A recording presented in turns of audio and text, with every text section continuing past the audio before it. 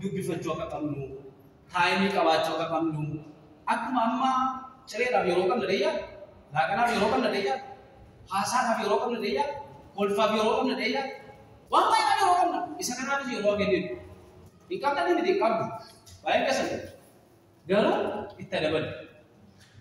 Haleluya. Amin. Harka wal qabaatu nyaatamu nyaata keessa jiraame. Nyaatamu nyaata keessa.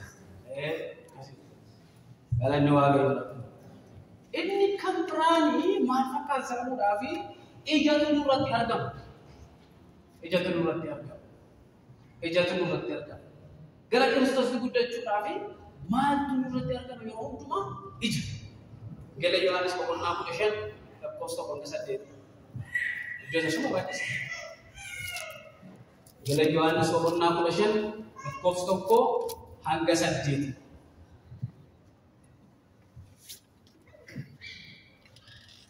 Yesus mukicha wayinii inni dhugaan ana mukicha dhaabee kan eegummoo abbaa kooti. Damee utuu anatti jiruu ija hin godhanne hundumaa hin murama. Damee isa ija godhatu. Damee utuu anatti jiruu ija hin godhanne hunduma samata murama. Hin murama. Ifamatti naafufi. Damee isa ija hin godhatu hundumaa garuu caalchisee akka inni ija godhatuuf irraa hin qeexxaama.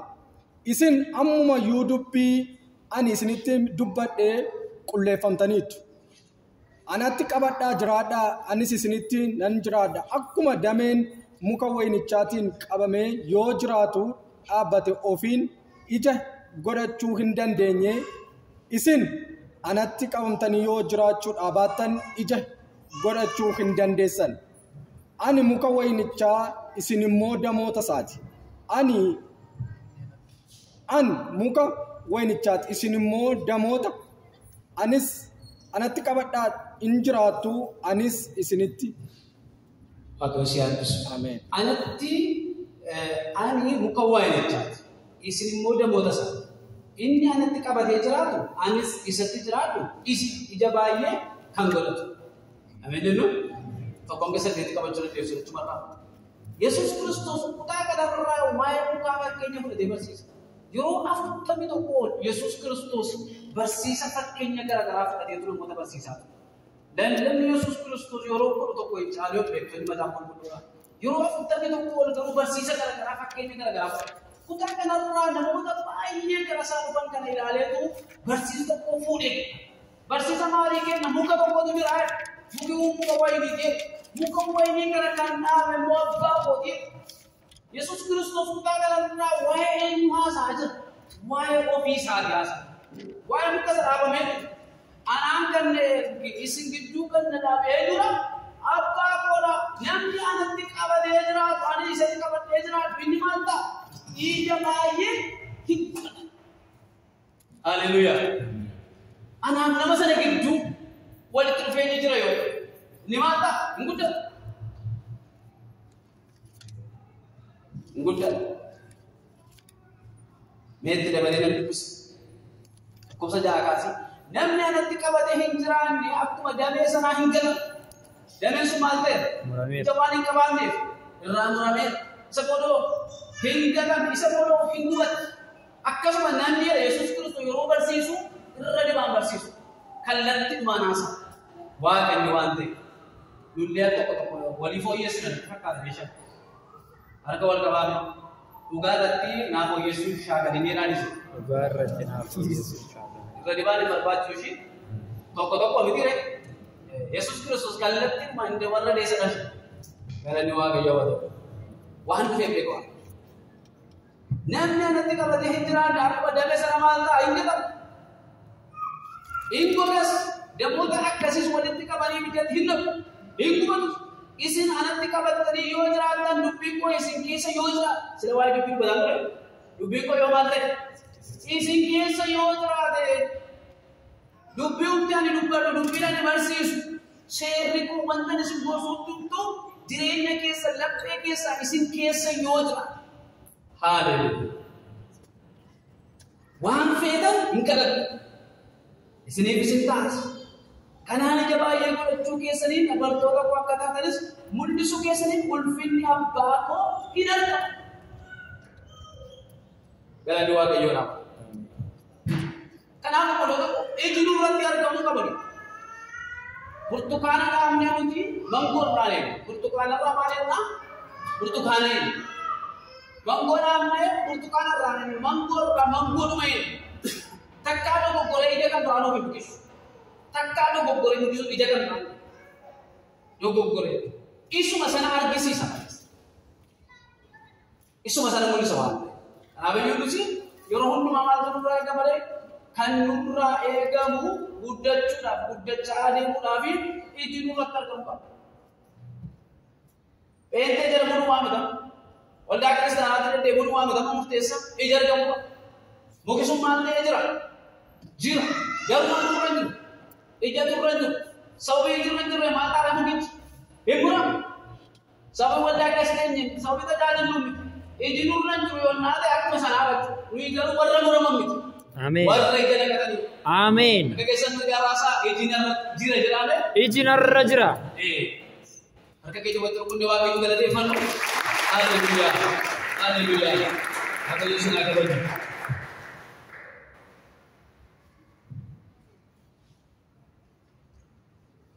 Inni arfaffaa guddachaa adeemu keessatti wanti nurraa argamu qaba. Inni arfaffaa jireenya keenya keessatti guddachaa adeemu wanti nurraa argamu qabu. Tokkoffaa waaqayyoon fakkaachuun jedhee lammaffaanii macaafa qulqulluu dubbifachuudhaan jedhee iji nurratti argamu jedhee inni arfaffaan yeroo hundumaa nama waaqayyoo ta'uudhaaf of qopheessu. Haleluuyaa. Maal ta'uudha jedhee nama waaqayyoo ta'uudhaaf. Timoteewos isa duraa 8. Timoteewos isa duraa 8. Waan tokko naa dubbistu. Of qopheessu. Mee namoonni amma waldaa dhufuudhaaf jettanii sa'aatii meeqa daqiiqaa meeqa akka qophooftanni beekti. Yeroonni baay'ee turan jedhee mayyaadha. Tokkittumaan amma kana dabalii uffatanii malee kananii shaashaa bolleettonni garuu daqiiqaa meeqa waa fudhattu meel ta'u tilmaamaan daqiiqaa 15 daqiiqaa 30 daqiiqaa keessa hin beektaa yoo ta'e amma itti yaada bakka gaafa manatti galtanii amma qophaa'ee waldaa dhaquudhaaf daqiiqaa meeqa kana fudhatee jedhaati yaada yookaan immoo sararaan isaatti boruma jalqabaati kaalkuleet godhadha. Eeshaa akka qophoofneera boroon dhimma isin hin nannu iddoo tokko nannu nama bira nannu qophoofnu godhu eftaanaan qophoofnu hiruma qophoofnu nuti ameen jedhaadha harka wal qabaa hiruma qophoofta walii jedhaame Inuma qophoofta. kan keenya yeroo baay'ee dhufna ta'uu kana laalee su'aa bu'aa jennee malee maqaan isaa immoo isin garuu yeroo hundumaa bakka qophooftan. Haleluuyaa. Naafitanii na dubbisneetu. Namummaa foonii cimsachuuf of qopheessuun wanta muraasaaf nama gargaara. Namummaa foonii cimsachuudhaaf of qopheessuun wanta muraasaaf nama gargaara. Biyya namaa kanarra nuti umuriin keenya 70 yoo baay'ate immoo yookaan 100 ta'a. Daawwiti gaafa dubbatu 70 yookaan immoo yoo baay'ate meeqa ta'a? 80. 80 ta'a. Hin beeknu isa kanaan booda jiraatu hin beeknu. Amma jiraanne beekna. Ma waggaan keessanii hundumti keessa beeku. Inni kaan 30, inni kaan 50, inni kaan 60, inni kaan 10 warra keenya irraa dhageenye jechuudha. Amma beeknu beeknaati. Isa kanaan booda amma beekuu hin dandeenyu. Sekarang bodan beda. Sekarang bodan beda. Sekarang bodan kamu tak berkata bodoh itu beda deh, bayar ke sana. Lutti di media garus. Kalau ke Hindu tahu tidak sekian Hindu dan nampak kas sekian bodoh itu.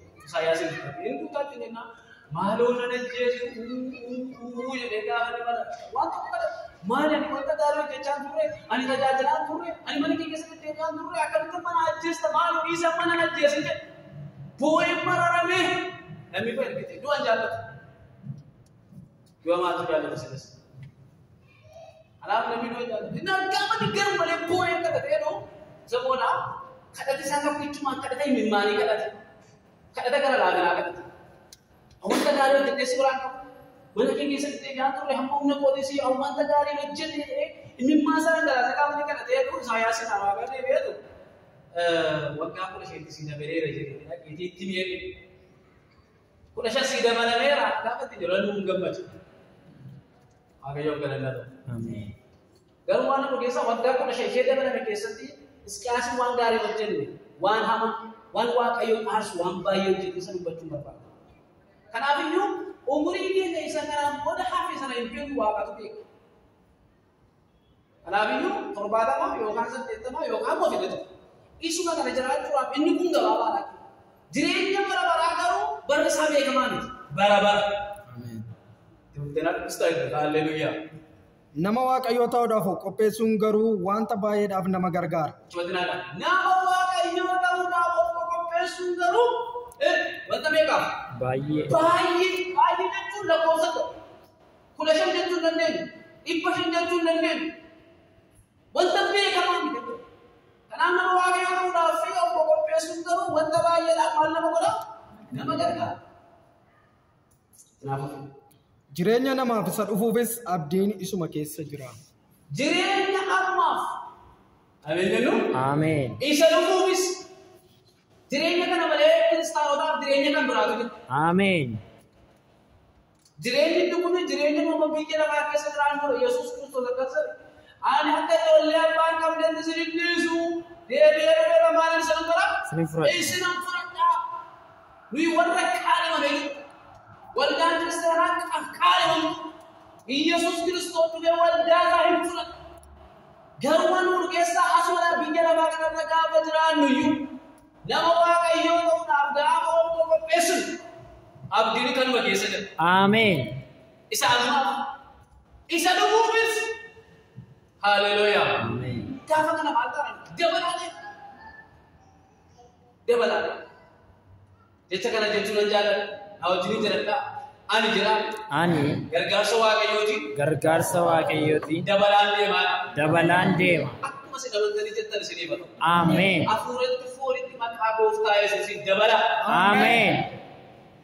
Haleluuyaa. Kanaaf Phaawuloosiin isa kanatti Timootewosiin gorsa. Timootewosiin gorsa. Namummaa isa fooniitiin suuraaf qopheessuu waan muraasaan nama gargaara. Fakkeenyaaf daldaluudhaaf, hojii garaa garaa hojjechuudhaaf, miindaa bareedaa argachuudhaaf, galii bareedaa argachuudhaaf baay'ee nama baay'ee dubbisna baay'ee rakkanatti.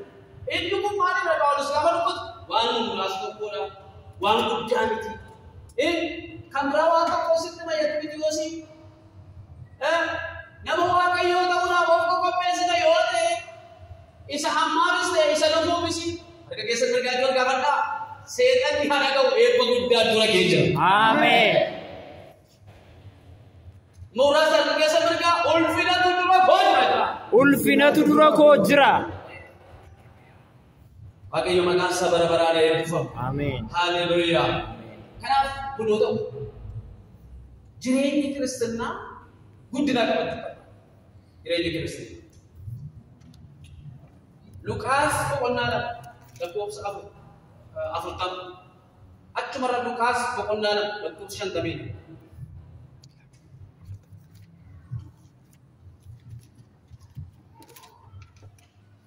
Gara Luqaas boqonnaa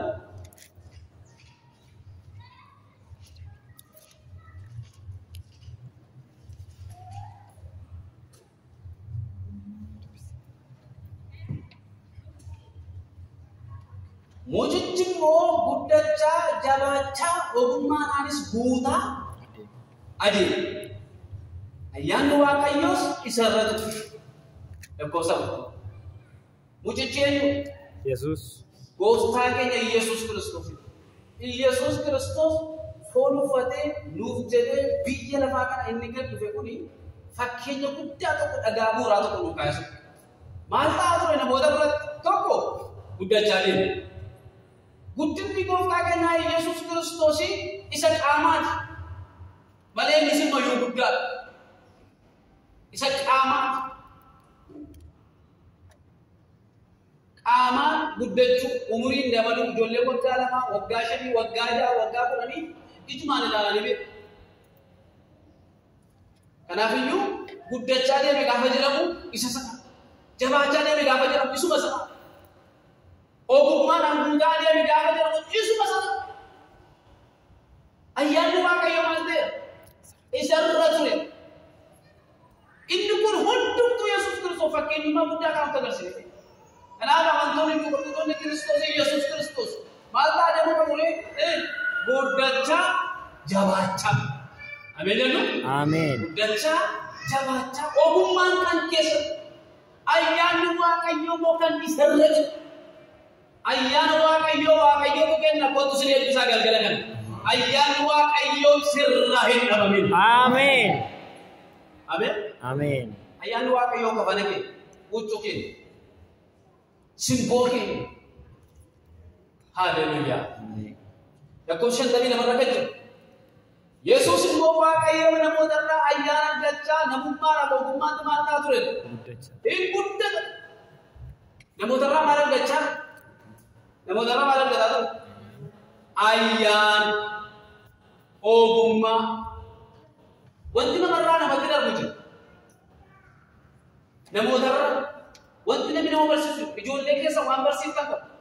Ijolle ke sa behavior ke sa daral ka. Isini wajini kan kudra isini pirakan tara. Isini ra akal adat wahana sa fu dadi amat. Na marra wanti no arkan. Ambaya makan niku barsis sama jadi kawasan ini barsis dia ada tu. Barsis mana pun besar barsis. Ini tu menjadi kawasan ini barsis ada dia. Orang muli umar orang pun kolada kopi begitu. Dan dicikir ke bawah dia haram sahaja dunia. Wanti haram dunia kan kasi bebe ammu berra kopi deh bapa ya dia kada ke satu mai fameda satu mai Malaysia. Wanti haram. Namarna na betul bebe sedih. Kenapa Yesus Kristus sih phone fadega bakiya na bara devi adu akkana matu velu lediro anta ibe bal namodarra ayyan gacha namarra madu tiran wagayo namodarra namot marutille wagayo simbo sinima Amin.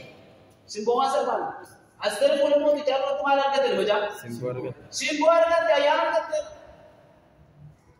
pulo moti namoni oro ta kodo basar Narga bahar ni bukan jujur dia. Narga bukan jujur ya. Bahasa. Lagi sini betul. तो करो भाई ने सिंबल से मकाया भाई ने सिंबल सा इधर मादी से लड़का बोलते हैं कहा कि नमी दिखरे तो यार सब नमनी होता है हर काम का बच्चों ने जान पोता अम्मा ना करे से नहीं bisa mereka kisah bergawa kata col kata berhijrah sebuah kayu sederhana dalam itu Amin. Nama terati wakar atas kayu pun agama sini malah Amin. Kakek waktu pun dewa kayu mana dekut Haleluya Haleluya Yesus Kristus bara-baran gofta Amin. Kenapa boleh kita bisa merasa mencoba pada seboleh kan biar tokon wanun pada turun samarasa di sini kalau pada baca tuh boleh dagi baca tuh masa boleh baca baca gudda cari dan ini bara-baran kita kok kita lah masih di dalam itu degree itu lah masih di apa mau jadi itu jalan gudda itu lagi itu sekarang ni kamu dan lebih lagi nanti kan dalam tu gudda ni reject tu bercuba Bena wajib cek kok jera di dia gudda jera Di dia yang gudda dah. Rakin ni hukum ni nanti hari gudda tu masih ada. Kau jaga sedia bisa gudda ni kaya kagara hamil tu. Amin. Gudda saja. Dia balada. Gudda tu ni kan. Gudda tu ni. Dingki tu kau tu relasi dengan. Kesumumba tak gimana sah? Sering orang cuma orang terjadi kes umum mana saya tak ke? Daya buat cuma saya itu daya baca tak di daya baca musim jalan tak di kami senjata tak wakil orang kami dah semua orang daya masih kawala daya mana sini naik bis. Nah kan aku pun tu daya menjaga tu anda ini daya masih itu saja itu daya masih itu jadi kan jadi busuk jadi. Ini saya bubulir lah kan. Isa mata ni lah. Bubulir lah daya kami diikuti. Ucap awak itu barang-barang semua cerita saja orang balas. Bubulir lah, semua. Kau tu kali kan awal tu benda. Ina benda yoda. Harga kaya berjaya orang kasa kalian lagi. Wah ayo itu ke nanti ada. Amin. Ani pun apa yang kita jual? Rama Raya. Kanampur ini. Kanampur. Itu kau kita ada. Itu kau cira merah. Aku lagi falling si putus. Amin. Haleluya. No, one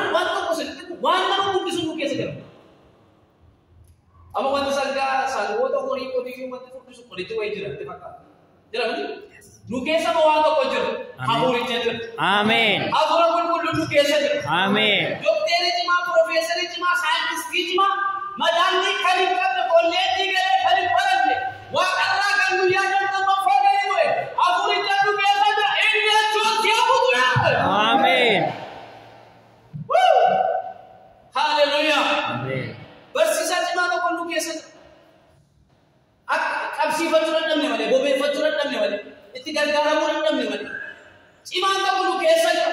Macaan dadhabne qabsiisa godhee maal godheera? Isa isinii fi kennee. Hafuura qulqulluun sun isin keessa jira. Inni maal godha? Gara dhugaa beekuutti isin keessa. Gaggeessa wajjin ta'aa Waaqayyo bilbila kennaa ta'uu barbaada. Hallelujah. Hallelujah. Kanaaf guddachaa deemuun hin danda'amu. Akkamittiin guddanna sana godhaafii guddina qaama.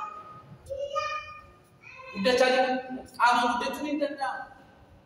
Sheekii ofii eeggatanii guddachuun hin danda'amu.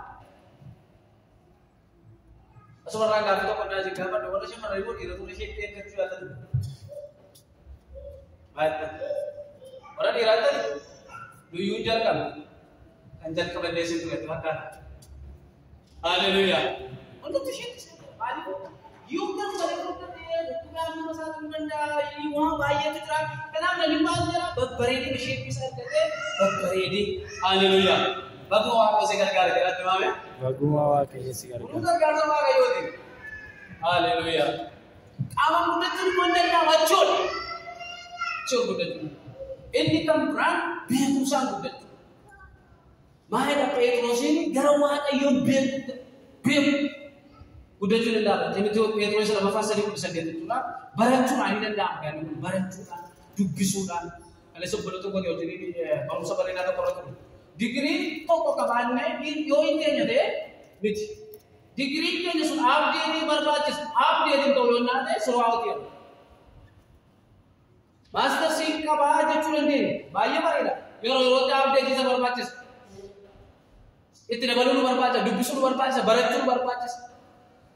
Ta'u baadhennaan gowwaan isa bara guddisaa dhageetu maal ta'aadha?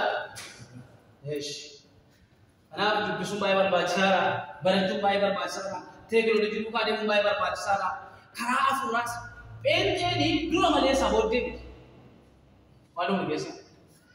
Yesuus Kiristoos akkasii maatota qonnaa shan baakatti isin maalidha jedhee soogidda biyya lafaa. Biyya lafaa. Nuyi caallee argamuu qabna. Caallee argamuu qabna. Yeroo yerootti abdii of gochaa deemuu qabna. Karaa hafuuraas, karaa biyya lafaas, karaa hundumaanii beekumsi keenya dabaluu akka qabuudha. Ni kan biraan waa'ee faayinaansii dubbadhee sadaffaa irratti kan jiru jechuudha. Hojjechuudha. Hojiitti cimuudha. Aadaa hojii cimaa qabaachuu. Sagala torbaa irraa dubbadhee natti fakkaata. Keessa hin deemu karaa kana garuu kaapitaalaa argannu kana maal gochuu qabna? Dabalachuu qabna. Gaafa argannu immoo seeviingii beekuu qabna. Jaldeessa tokkotu baadiyyaatti dhaladhee achuma ta'uu danda'e. Waaqota gargaaraa nan baradhee achii nan beeka. Sarraa isaan gattanii yoo dubbattaa isinis baay'een namoonni tokko tokko achumaa dhuftan. Namni kana keessaa nama jirtu dheeyyaate kan akka qooti. Naan ji'a birraa jaldeessatu boqqolloo nyaata ture irraa eeggan. Naani maasii baay'ee bal'aa. Isa ganama karaa tokko seeneetu guyyaa guutuu nyaataa mooli. Akka inni boqqolloo nyaataa waliin beeku. Guyyaa guutuu asheetii boqqolloo kana nyaataa olee galgala hin dho'e. Suma sana. Maayini qawwee maaliif tokko jedhame namni amma onaa duraa bada wanti yeroo jiru. Lakka jaldeessee boqqollicha uumamaa wal nyaatee inuma san akka ni faladdu. Kan ni faladdu kan garaasa. Kanaafuu nuyi jireenya keenya keessatti gaafa horii argannu gaafa qabeenya argannu jechuudha seeviingii beekuun itti gargaaramuun itti fayyadamuun qusachuun walirra buufachuun duraan eegamu macaafatu jedha waan gaarii kun ta'in jechuudha macaafa keenyaa boqonnaa 13 lakkoofsa 11 jira inni arfaffaan hubannaadhaaf ogummaadhaan guddachuu Filippisuus 1:9 sireen dubbanne seekan itti dabalaa qabanna Filippisuus boqonnaa 1:9 jechuudha isaan kana gaa hunduma isaa kun guddina karaa garaa gaafa akka kiristaanotaatti yookaas immoo akka namoota duuka buutuu Kiristoositti immoo karaa afuuraa keessuma waliin gochuu qabnu bakka lamatti waa yaaduu dubbaddeetu. Horizontaal and vertical. Horizontaal jechuun gara guutummaa Kiristoositti achi ol guddachuu. Efesoon 4:5 irra gadi achi ol guddachuu. Dabalaanii jalta guddachuu jechuun immoo amma nuti wal bukkee taa'aa jirra miti. Jaalala malee wajjin qabaachuu. Walii keenya gidduu neetworkii bareedaan jiraachuu. Sooshaal jireenya hawaasummaa walitti dhufeenya bareedaa sana guddachuu jechuudha. Kanumaan walii wanta addaa tokko hin qabu.